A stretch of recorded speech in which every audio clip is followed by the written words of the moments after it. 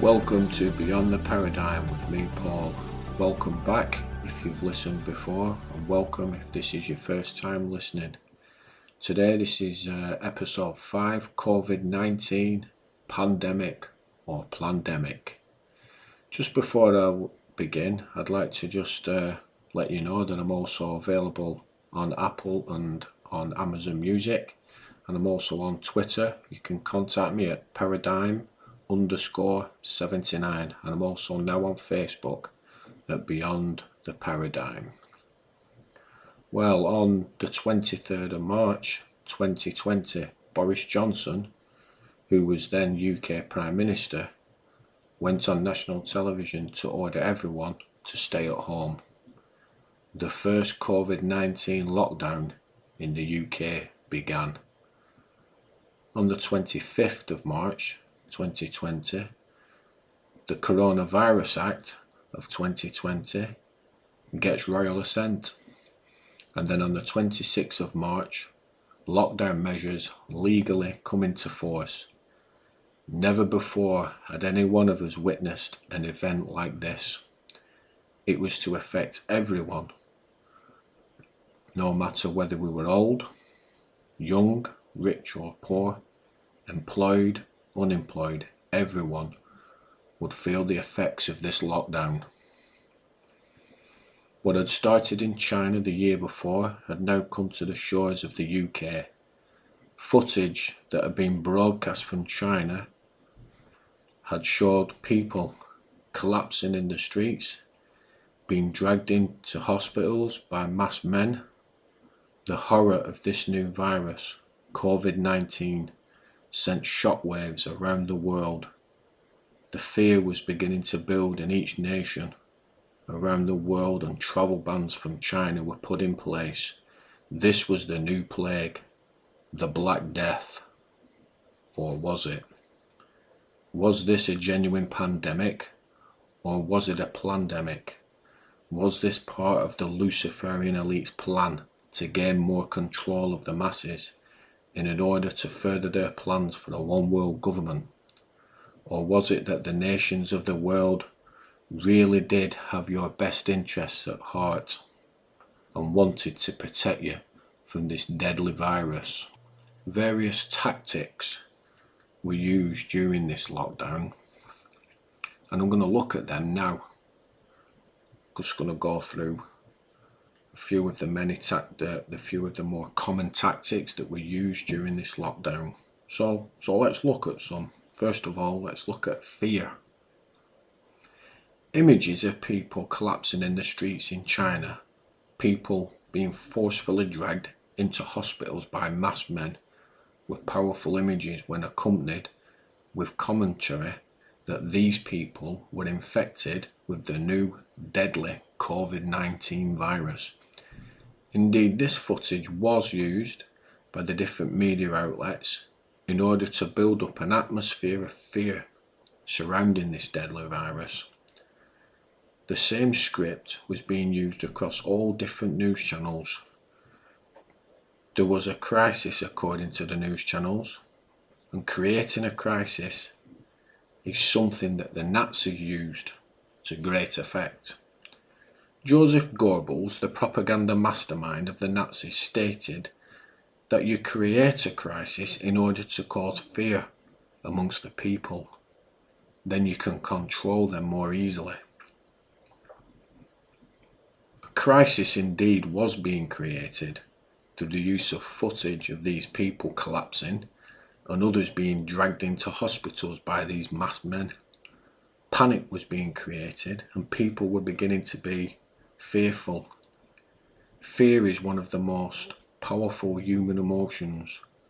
While highly useful in situations where threat or immediate harm exists, it is most debilitating and dangerous of emotions when present unnecessarily.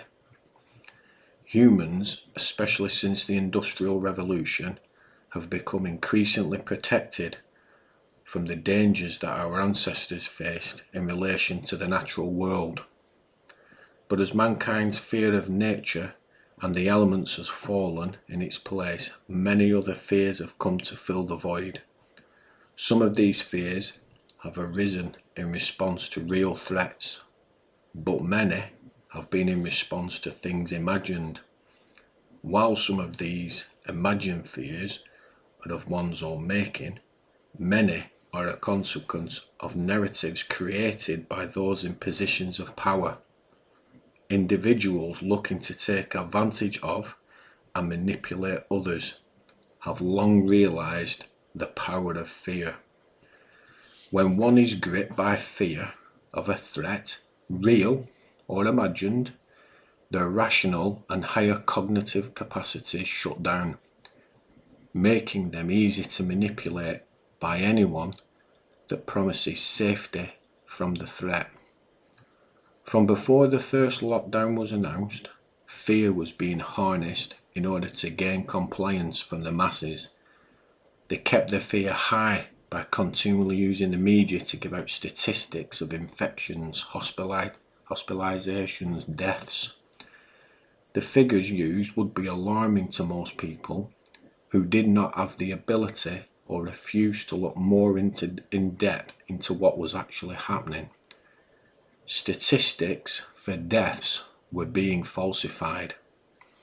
I've spoken to a few people who worked in care homes, and they all said that when a resident died, for example, of a heart attack or a stroke or something else, it was reported on the death certificates that they died of COVID-19.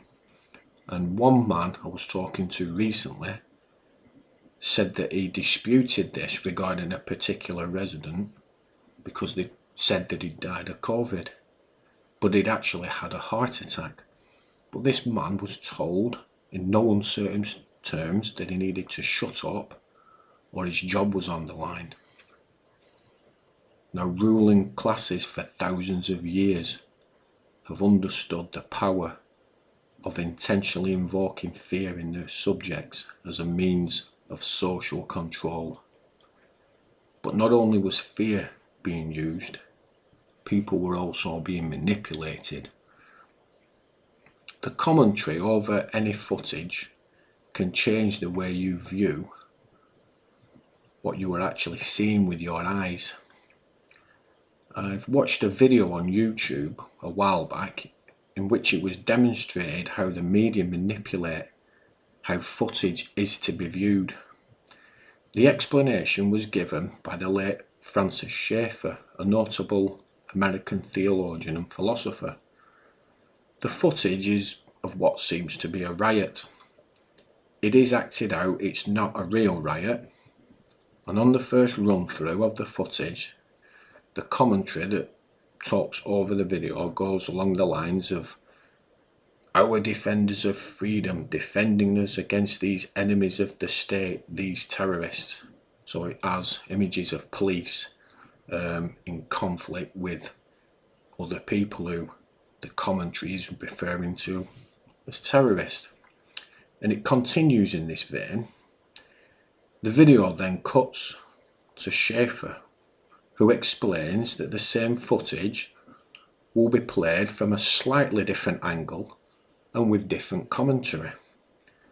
But this time the commentary goes along the lines of police use brutal tactics to break up peaceful protests and police brutality on display against peaceful protesters.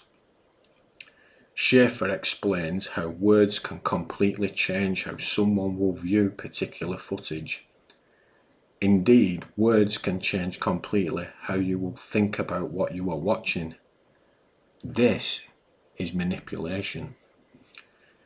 Francis Schaeffer stated, and I quote, "One must never forget that every television minute has been edited. The viewer does not see the event, he sees an edited symbol or an edited image of the event. An aura and illusion of objectivity and truth is built up, which could not be totally the case even if the people shooting the film were completely neutral. The physical limitations of the camera dictate that only one aspect of the total situation is given. If the camera were aimed 10 feet to the left or 10 feet to the right, an entirely different objective story might come across. And on top of that, the people making the film and those editing it often do have a subjective viewpoint that enters in. When we see a political figure on TV, we are not seeing the person as he necessarily is. We are seeing, rather, the image of someone that has been decided that we should see. People underestimate how powerful a properly managed TV schedule, with its edited illusion of reality, can be as it enters into every home and is watched for endless hours by both young and old. The footage that emerged from China initially in 2019, I believe it was fake. I saw nobody and don't know anybody that saw people collapsing in the street in the UK.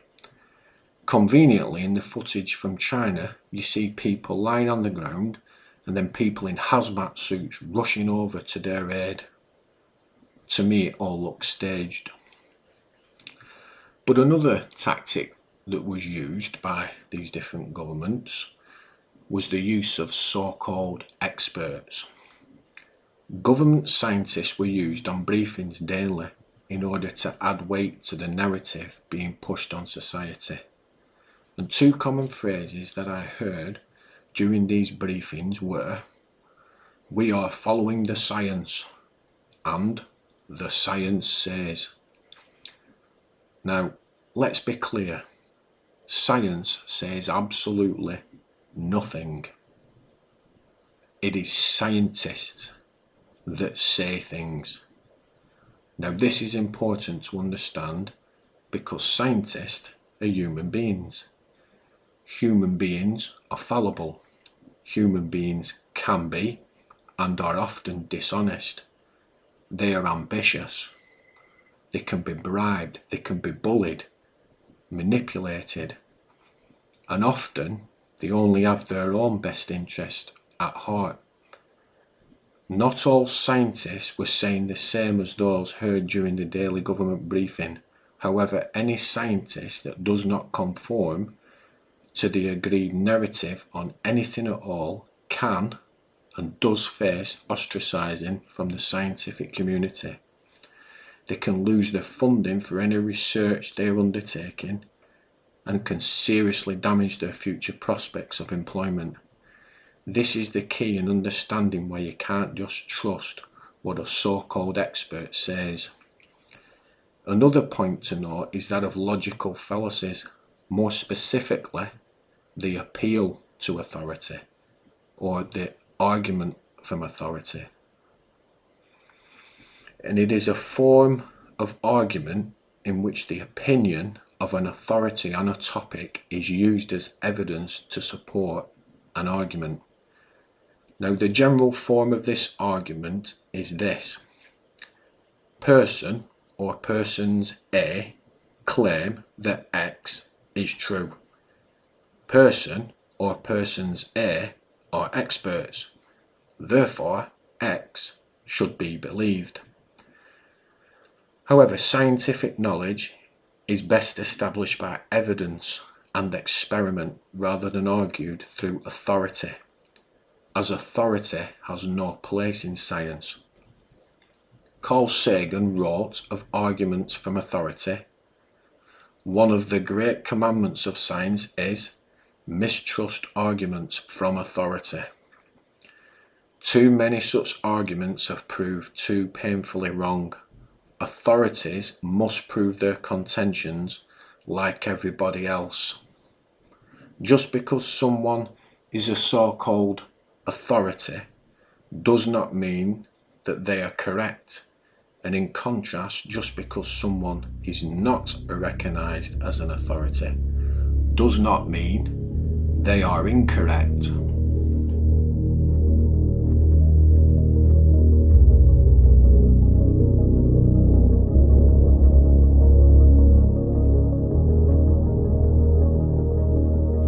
As the lockdown continued, the government began to hold up hope to people in the form of a new vaccine that they said would end the pandemic.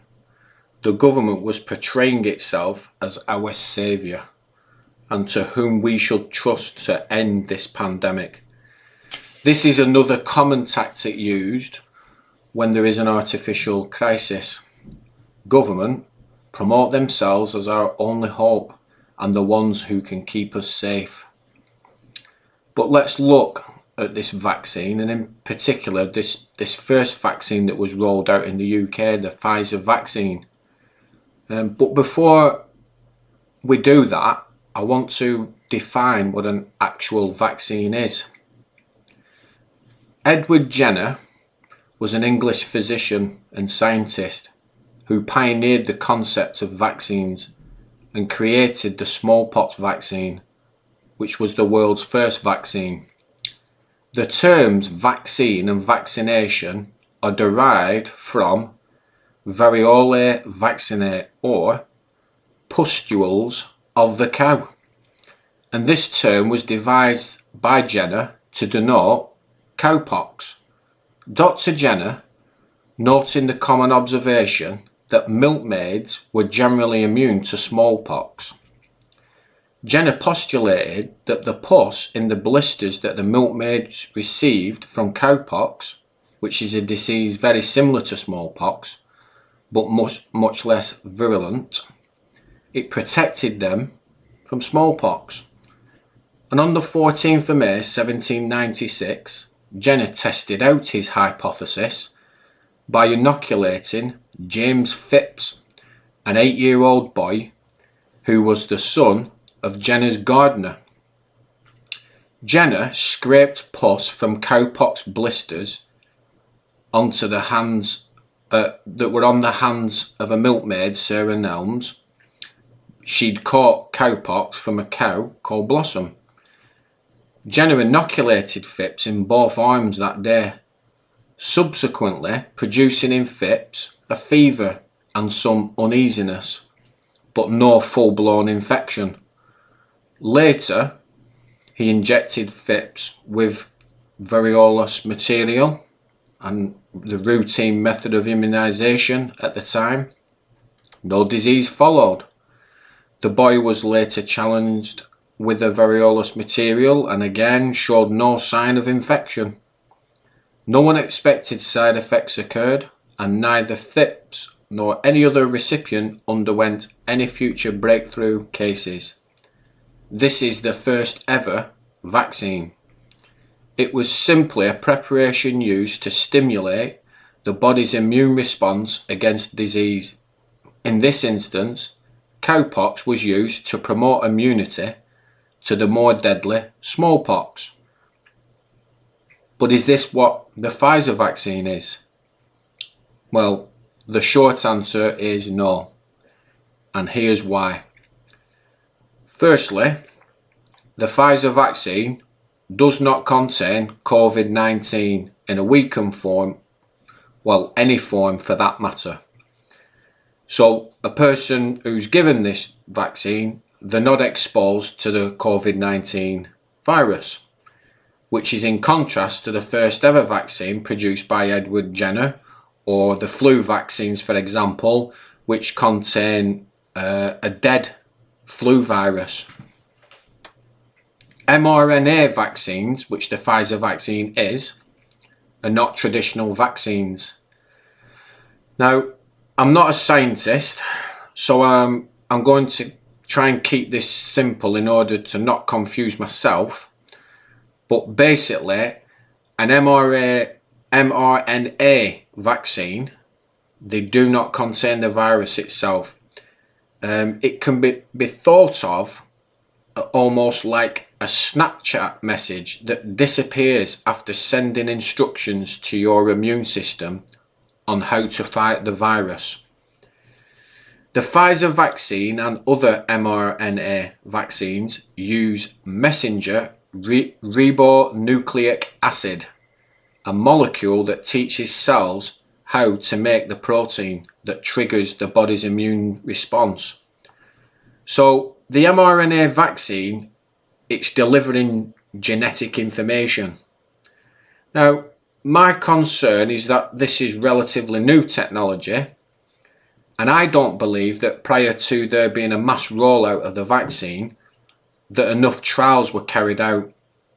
In fact, from there being a lockdown in March 2020 in the UK, by December 2020, the vaccine was being rolled out. Now, I'm not vaccinated myself, and I'll never have the COVID vaccine. And the reason I haven't had it is for conscience reasons.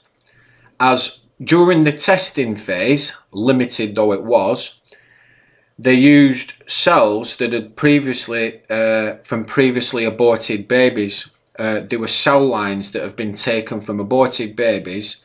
It was from the 1980s, but these cells have been produced from these aborted baby cells. So as a Christian, being pro-life, I can't partake of this vaccine. However, I was also alarmed at the speed of the rollout, and that would have been another reason that I wouldn't have had the vaccine either. The fact that minimal testing was done. This vaccine, it was pushed on us. Celebrities were rolled out to promote the vaccine. In order to maximise compliance, coercion was used. Threats of being sacked from your job, not being able to go abroad on holiday, not being allowed to go to the pubs. These were all threats used to coerce people to have this vaccine. The use of coercion, it should have sent alarm bells ringing for people. But the sad fact is that the majority of people, they just complied. Threats of taking away people's livelihoods or the social lives were enough for most people to just simply cave in. Not only this, but people who refused to have the vaccine were touted as anti-vaxxers. They were discredited and ridiculed as being nutters. This shaming of dissenters was a deliberate tactic to make people feel stupid for not having the vaccine. Society at large showed how they have no conviction at all, and they simply live for themselves, and they did what was easiest, not what was right. It's utter foolishness to have something injected into your body that you do not know what it is, especially when they're using coercion to basically force you to comply. The vaccine, it's not safe. Now, for it to be classed as safe, there would have to be no side effects at all. None. However, there are side effects. Some mild side effects are things like fever, chills, fatigue, headache, nausea, muscle aches, pains and shortness of breath. They're the mild ones. There's some that are more serious. Premature ventricular contractions. They're extra heartbeats that begin in one of the heart's two lower pumping chambers.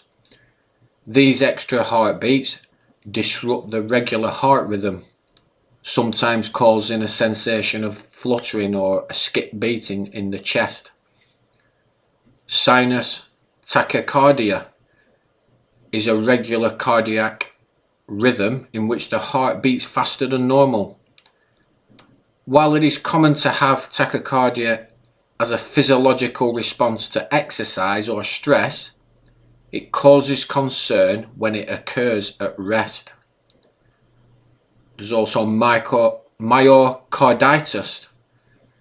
This is an inflammation of the heart. Or thrombosis with thrombocytopenia is a condition in which a person experiences blood clotting as well as low platelet count. These are just some side effects. So as you can see, the vaccine's not safe. In around April 2020, I had to go to the doctors for an examination because I found a lump on my neck. Fortunately, it turned out to be nothing. But I went to the doctors and went into the treatment room, sat down. And the first question that I was asked when I was in the treatment room was, when did you have the COVID vaccine? I thought it was quite an odd question. And I responded by saying that I hadn't had it. To which the response I got from the nurse practitioner was simply this: good. After that examination, she then asked me why I had not had the vaccine.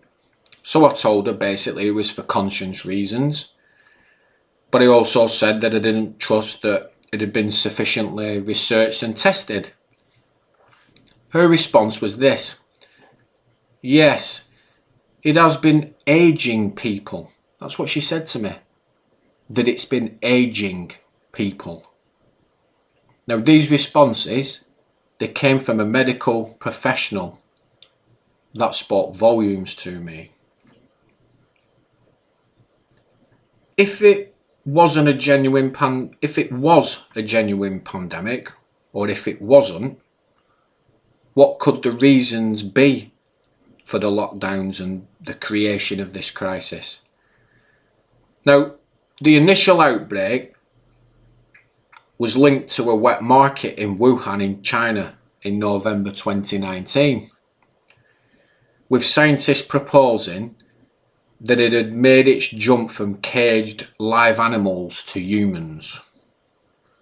Thought that was quite an elaborate statement to make. There was claims also that the Chinese government tried to cover up the outbreak. As the outbreak continued through international borders, a more sinister theory began to circulate, that a laboratory in Wuhan that was trying to devise an all-purpose vaccine created SARS-CoV-2 or COVID-19 to give the vaccine something to work against. Now, some of the lab staff apparently were infected. It was proposed that the leak was intentional and that the virus was invented as a bioweapon. And this theory became very popular. Another theory that emerged and quickly became popular was that the virus coincided with the switch on of China's 5G network. This theory was popularized by an American singer by the name of Kerry Hilson, who had 4.2 million followers on Twitter. She tweeted that we had been warned about 5G for years, and around at the same time, conspiracy theorists, quote, pointed to viral videos of people dropping down, collapsing to the ground and fainting in China, which it was claimed was caused by 5G radio waves messing with oxygen levels in people's blood.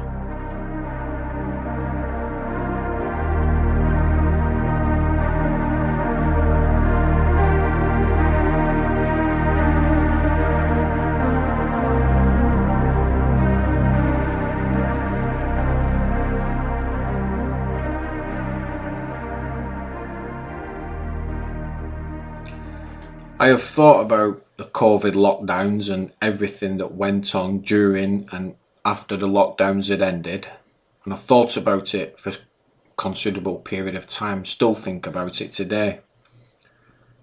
I've concluded that it wasn't a genuine pandemic. I think that the evidence points to it being a planned crisis. China stockpiled mass testing kits and other PPE in 2018. Why? Was it just a coincidence? Well, I don't think it was. Massive amounts of money to be made supplying throwaway PPE. A global pandemic is very, very good for business, for the pharmaceutical companies. It would be worth billions of pounds to each company, especially when people had to have the initial injection, then they had to have boosters. and it was all rolled out at breakneck speed. Never has a vaccine been produced so quickly and then used on the general population. Now, am I just being cynical? Well, it all seems too convenient for me. The way the media were all saying the same thing sent alarm bells ringing with me. To me, that clearly shows that they are all being told what to say, as if there is one script that they all must say the same things. Only on the fringes were genuine questions being asked regarding whether this was a genuine pandemic. The fact that coercive tactics were used to force compliance shows to me that this was clearly a plan to exercise control over the population, and actually to see how far they could actually go with controlling us all. It was sad to see how the majority of people, they just crumbled when the pressure was applied. The crisis had been created. People had a reaction, they began to panic, and the government, well, they had the solution, didn't they? And people just flocked to lose all the rights and the freedoms to be safe. Now, let me ask you a question. Now, this question I've asked a number of people over the last few months, and not a single person has answered in the affirmative. Here's the question. Did you yourself see a pandemic? Not what you saw on television, not what you read about in newspaper reports or online, but you yourself. Did you witness with your own eyes a pandemic? Did you see people collapsing in the streets? Did you see ambulances rushing up and down all day? Do you personally know multiple people that died of COVID? Not with COVID, but of COVID, as there is a big difference. Now, me personally, I didn't see a pandemic. I was told there was one, but I didn't see one. I don't personally know anybody who died of COVID. No one. Now, flu and colds, they're a coronavirus, and it is a fact that people, they get ill and they die. It's universal. I'm not disputing that. But was this a new virus? Or was it just a strain of flu that happened to be a bad strain of flu? I've heard people over many winters, and they say things like, oh, it's been a bad flu season. So it could be that a virus that goes around every year was used as a tool to make people money, for example, or it was testing the waters for something bigger. I fully believe, well, I don't believe, but I know it's for something bigger, and something far more sinister is coming. The Bible speaks of a mark of the beast, and that those that don't receive the mark of the beast will not be able to buy or sell anything. Now, I'm not going to speculate on what this actual mark is, but there has to be a build-up to it. These lockdowns, this plandemic, is all part of the plan leading up to this mark of the beast. Whose plan, you say? Well, it isn't of human origin. Do you think that humans alone could get millions of people to comply with lockdown rules, give up their freedom in order to be safe, have a vaccine that hasn't been properly tested? Do you really believe that humans can really hold so much influence over people without there being another power behind it all? Human beings alone cannot exercise this type of influence and power over millions of people. During this plandemic, dark forces were at work, as they always are, exercising influence on human beings. Lies abounded during the lockdown, and lies come from one place: Satan. Jesus says of Satan that when he speaks a lie, he speaks his natural language, because he is the father of lies and there is no truth in him. Satan and his messengers are able to use people to carry out the plans. Now, yes, greedy people enact wicked plans in order to make more money. In fact, the Bible says that the love of money is the root of all evil. That's often a misquote. People say that money is the root of all evil. It isn't that. The Bible's actually says that it's the love of money which is the root of all evil. Now, we also know that politicians, we know that they seek power. And when they get power, they don't want to relinquish it. In fact, they seek greater control of the population all the time. However, they're just mere puppets on a string. And the father of lies is pulling their strings. The Illuminati, they're all just puppets. Now, are you having a hard time comprehending this? Do you think I'm going too far? Tell me, do you not see a real presence of evil in this world? Can you honestly look at the world and see all the wars and all the poverty and the murders and the sexual abuse and the modern slavery and all these things, and honestly tell me there's not a real presence of evil in the world? I told you that the rabbit hole is deep, and it's way deeper than many people realise it is. The beast is coming. The Antichrist will be revealed. We are living in the end of days, and this plandemic was just another step towards a one world government. Do you want to know the truth? Read a Bible. Jesus said, "You shall know the truth, and the truth will set you free."